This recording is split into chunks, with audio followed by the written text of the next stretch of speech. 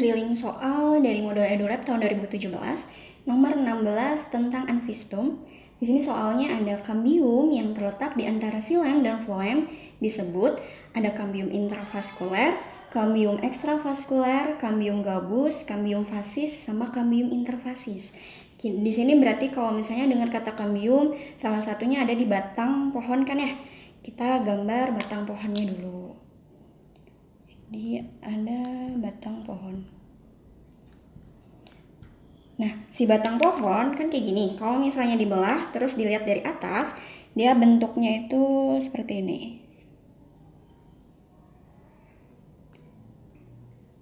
Ada lingkaran-lingkaran.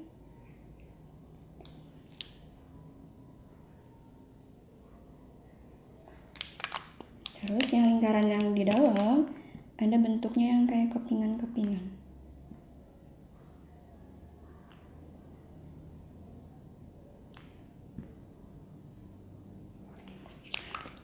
Kita cari tahu ini ini bagiannya apa aja.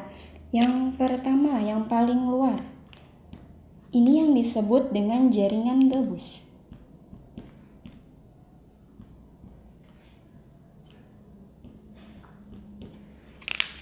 Terus, yang bagian yang kedua, ini yang disebut dengan kambium gabus.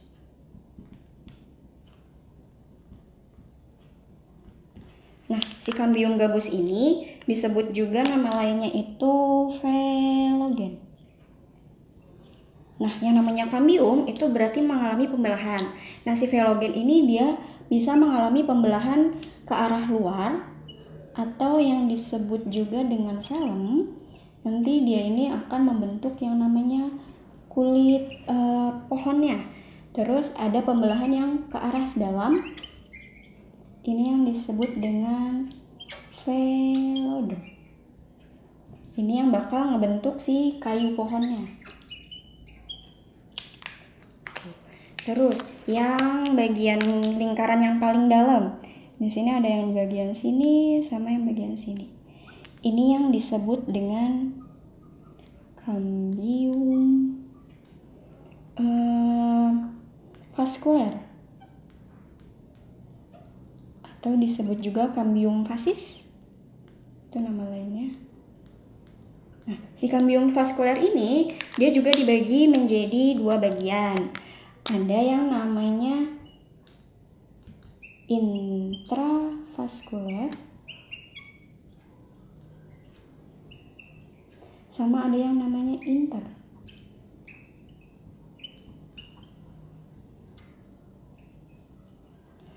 Bedanya apa teh? Kalau yang intra itu berarti letaknya di antara xilem dan floem. Berarti letaknya ada yang di bagian sini. Itu yang disebut dengan intra. Itu antara xilem dan floem. Kalau misalnya yang inter itu di bagian sini, berarti di antara dua berkas pengangkut. Dua berkas pengangkut itu berarti xilem dan floem kan ya. Berarti antara dua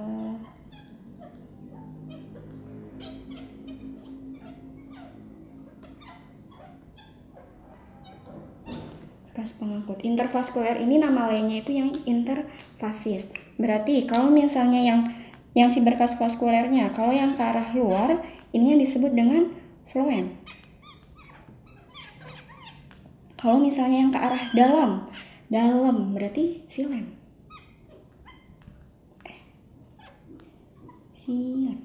Berarti kambium yang letaknya di antara xilem dan floem, jawabannya yang kambium intravaskuler yang A. Baiklah, selanjutnya kita akan membahas soal TO reguler 2 nomor 66 bab metabolisme. Berikut ini yang merupakan hasil reaksi gelap adalah. Untuk menjawab pertanyaan seperti ini kita harus tahu dulu hasil dari reaksi gelap. Nah, reaksi gelap ini menghasilkan glukosa, NADP+, dan ADP. Nah, untuk mengetahui jawabannya perlu kita lihat Untuk A, NADPH, PI dan ATP, berarti salah. CO2, NADPH dan ATP, salah. Yang ketiga itu CO2, ATP dan glukosa juga salah. Yang keempat itu D, H2O, ADP dan cahaya, salah. Yang benar itu adalah E, NADP+, ADP dan glukosa, karena ini merupakan hasil dari reaksi gelap. Kita bahas soal selanjutnya. Di sini ada pernyataan, respirasi aerob merupakan proses yang membutuhkan energi berupa ATP pada tahapan awal pemecahan glukosa. Respirasi aerob ini tahapan awalnya kan respirasi aerob. Tahapan awalnya apa? Glikolisis. Di tahapan glikolisis ada tahapan untuk membutuhkan energi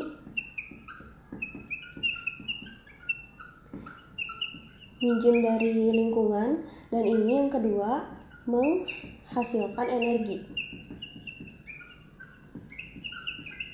Jadi pernyataan yang pertama benar.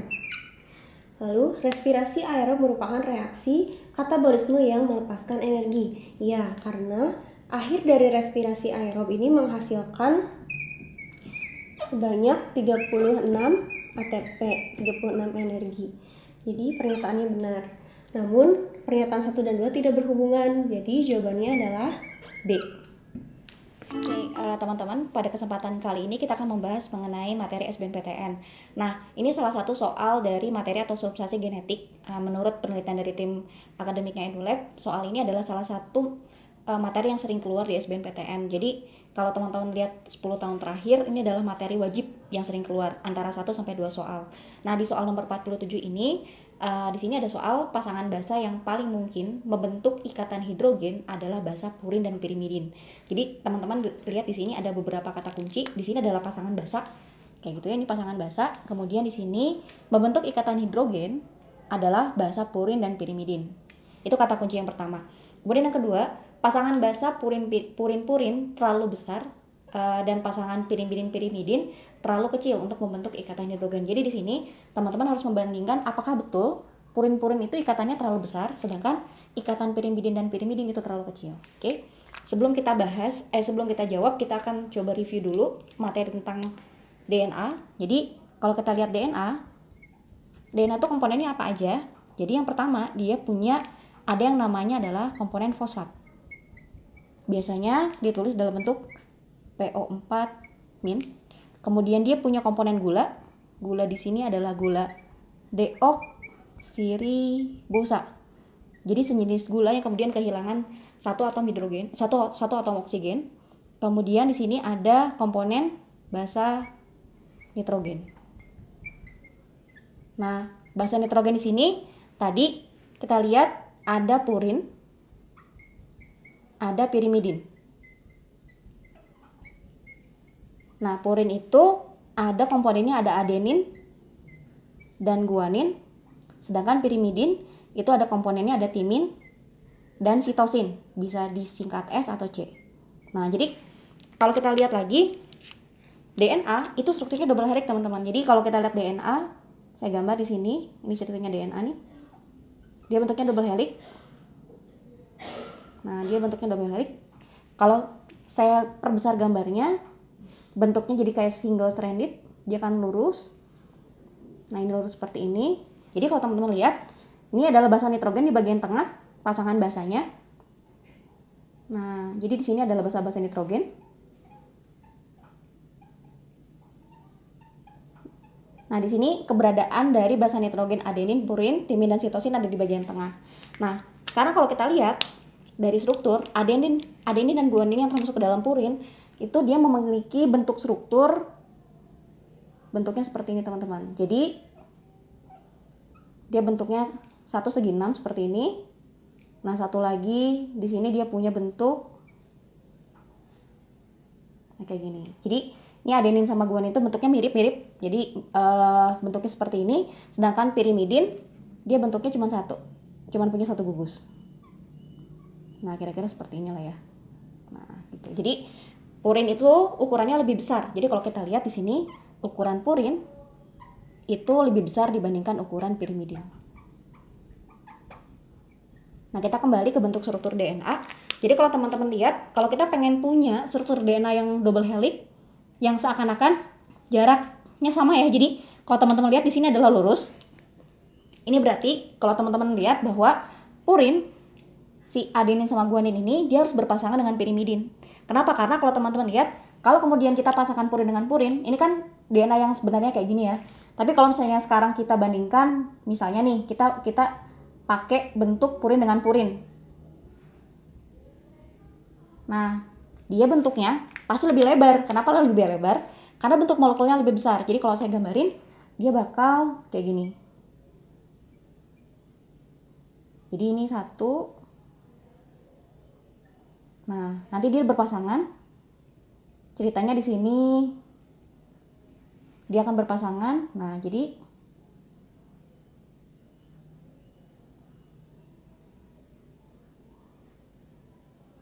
kebayang ya. Jadi kalau misalnya digambarin lagi, dia bentuknya akan lebar banget. Jadi kalau misalnya dia purin sama purin, bisa jadi dia bakal lebih lebar dari sebenarnya. Nah, jadi dia bakal lebar banget. Gitu. Jadi kalau yang sebelah sini yang pertama ini adalah purin dengan pirimidin. Ini adalah basa purin dengan basa purin. Nah, apa yang terjadi kalau kita pasangkan pirimidin dengan pirimidin? Jadi kalau teman-teman lihat, karena dia di sini cuma satu, jadi dia bakal bentuknya ini. Kalau pirimidin dengan pirimidin, dia akan lebih kecil karena ukuran molekulnya pun lebih kecil. Jadi kalau misalnya dibandingin lagi di sini, nanti bentuknya di sini aja ya, dia akan lebih ramping gitu. Jadi untuk soal sebab akibat di atas, kita harus melihat dari bentuk atau struktur dari molekul dari basa nitrogennya. Tadi ukuran purin itu lebih besar dibandingkan ukuran pirimidin. Artinya purin itu memang harus dipasangkan dengan pirimidin agar jarak atau ikatan basa nitrogen yang terdapat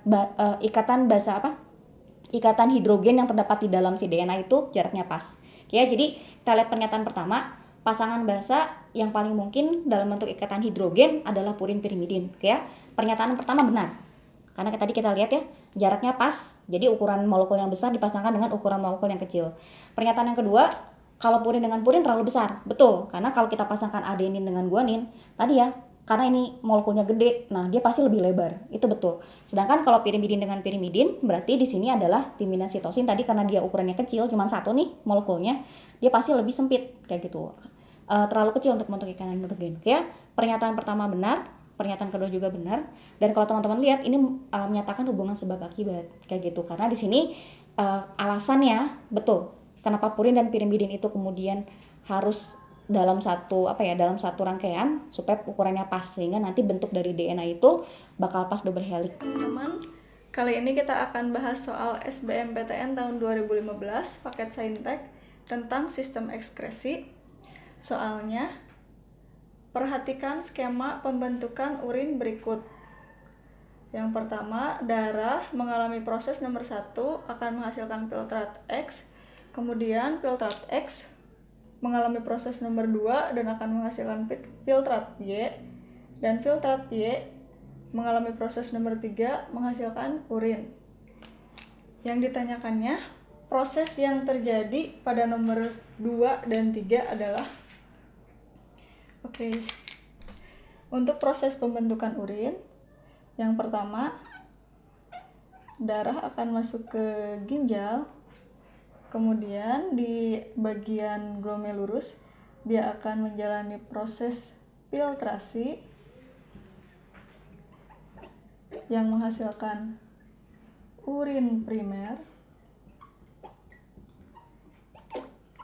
Kemudian urin primer ini dia akan masuk ke tubulus contortus proximal dan melalui proses reabsorpsi atau penyerapan kembali zat yang masih dibutuhkan, dia akan menghasilkan urin sekunder.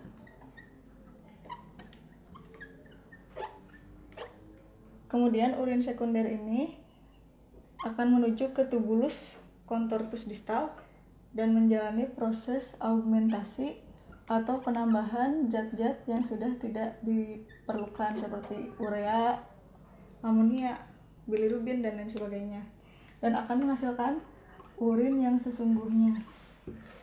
Berarti untuk nomor 2 adalah reabsorpsi, dan nomor 3 adalah augmentasi. Jadi jawabannya yang A. Ya teman-teman, kali ini kita akan membahas soal dari drilling 2017 tentang mutasi. Soalnya, perhatikan diagram susunan basa berikut. Susunan basanya seperti ini DNA asalnya, dan ini DNA mutasinya. Mutasi di atas termasuk, oke, kita lihat di mana perubahannya. Ini sama, ini ada perubahan dari T menjadi C, ada yang diganti. Oke, yang lainnya tidak ada lagi.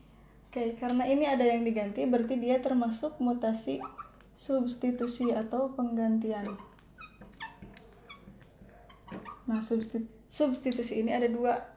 Ada kalau misalnya yang digantinya itu adalah basa sejenis, purin dengan purin atau pirimidin dengan pirimidin, itu termasuk kepada transisi.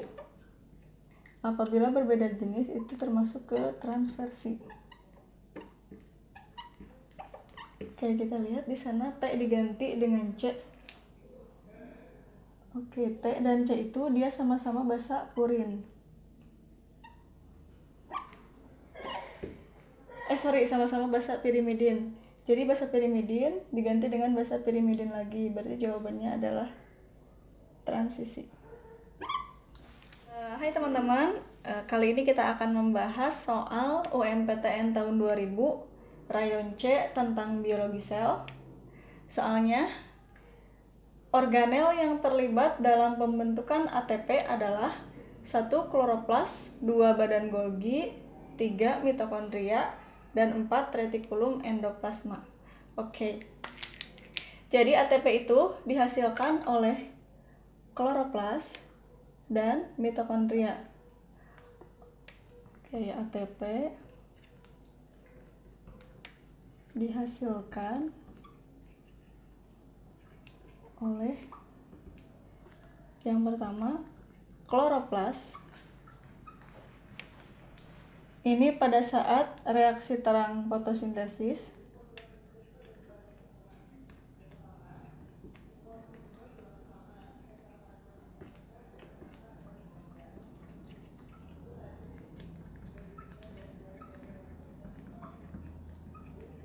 Dan yang kedua oleh mitokondria pada saat reaksi respirasi.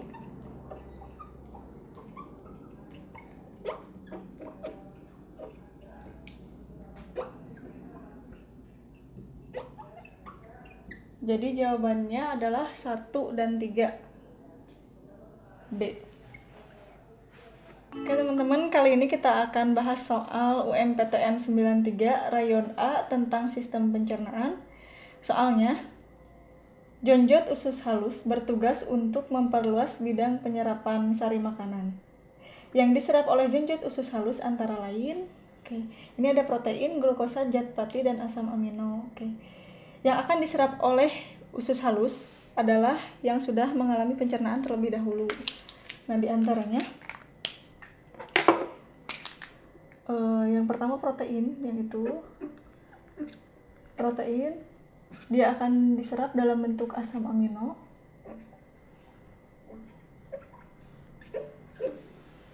Terus karbohidrat dia akan diserap dalam bentuk monosakarida atau molekul kecilnya,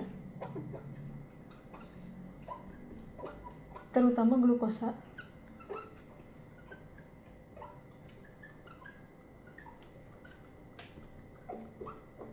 Terus lemak dia akan diserap dalam bentuk asam lemak dan gliserol.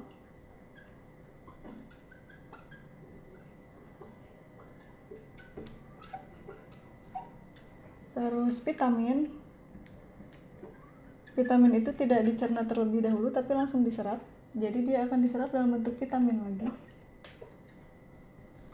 Terus ada mineral, dia akan diserap dalam bentuk larutan. Dan terakhir, air. Dia juga tidak mengalami pencernaan tapi langsung diserap dalam bentuk air lagi. Jadi jawabannya yang nomor 2 betul dan yang nomor 4. Jawabannya ada yang C. Oke teman-teman, kali ini kita akan bahas soal SNMPTN tahun 2009 tentang gametogenesis.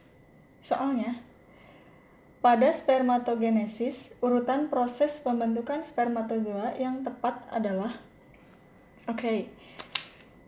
spermatogenesis itu yang pertama, ini ada sel induk sperma atau spermatogonia. Dia akan membelah secara mitosis menjadi spermatosit primer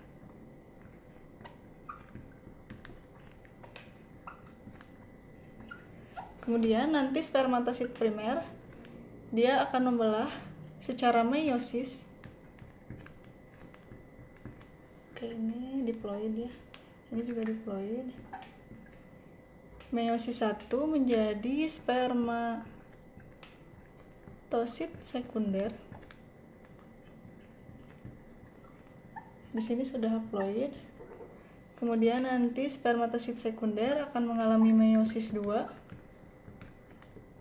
menjadi spermatid. Ini juga masih N. Kemudian nanti spermatid akan mengalami spermiasi atau pematangan menjadi spermatozoa atau sperma. Jadi jawaban yang tepat adalah yang D.